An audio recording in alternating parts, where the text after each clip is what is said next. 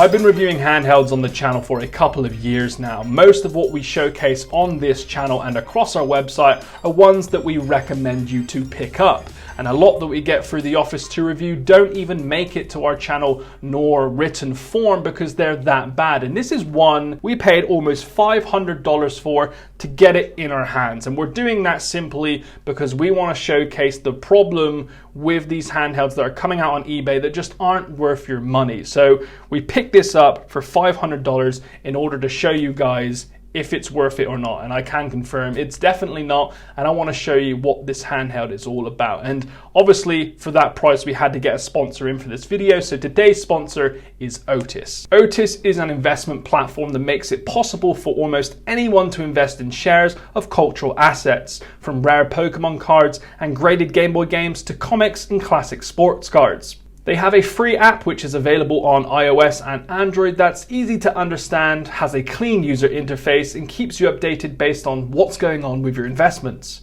Every week they have new drops allowing you to get first dibs on things like trading cards and graded video games. Just recently actually they dropped the Super Mario Bros. On NES that was WATA graded a 9.4. If you missed the drop, don't worry, you can buy shares from other Otis members and even sell yours should you want to invest into something else. The reason I love this app is because nowadays buying rare Pokemon cards and graded games outright is just near impossible. So Otis opens up this opportunity to everyone and allows you to invest in as much or as little as possible. Sign up for Otis within the link in our description and get your first share free when you fund your account. Terms apply.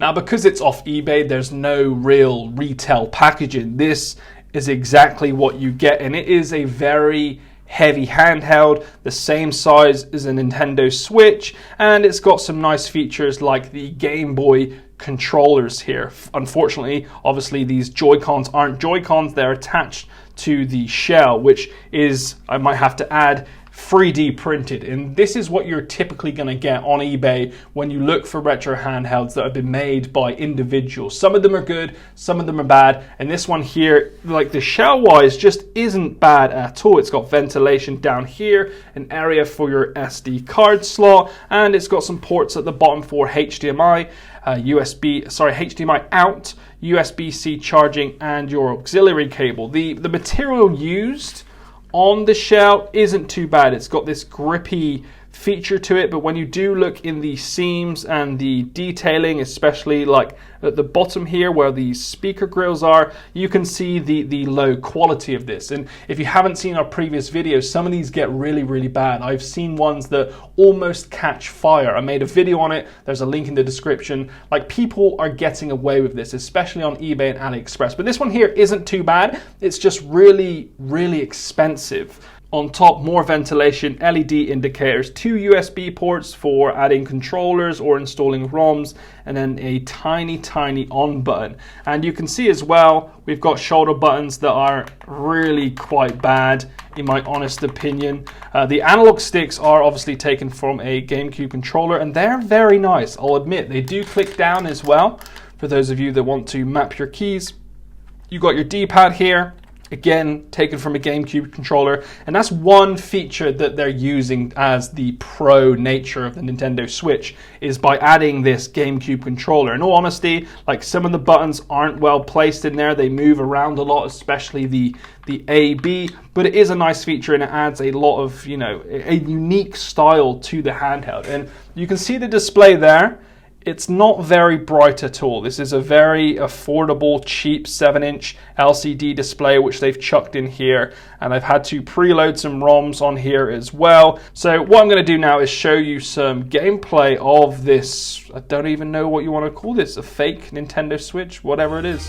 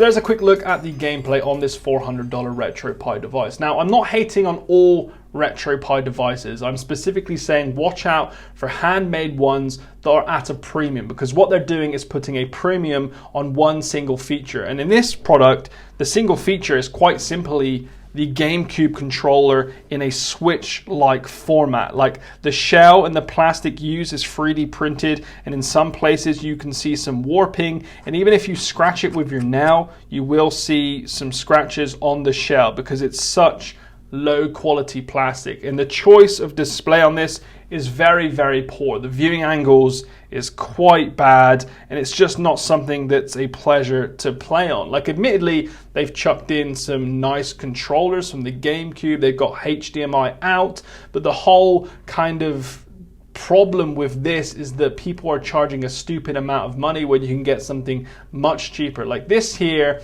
is targeted to people that specifically want a RetroPie device in this specific nature, and it's aimed at those that can, you know, go into the RetroPie settings, start mapping their controls, install firmware, install emulators. But for the average person, this is just, you know, just too crazy and too expensive. Like, there's nothing real good about this handheld, and for $400 you'd be expecting it to outperform everything, feel great, but unfortunately this is just a handmade mod by someone on eBay, and people are buying this. So what I'm recommending to you is stay away from it for now, because these things are at a premium, not worth your penny, and look for companies that are building something similar in the RetroPie world, or even down the emulation or the smaller handhelds like Ambernic or Retroid Pocket. Stay away from these, specifically this. It's happening more and more, and they're starting to make it look like a Switch more and more, and even title it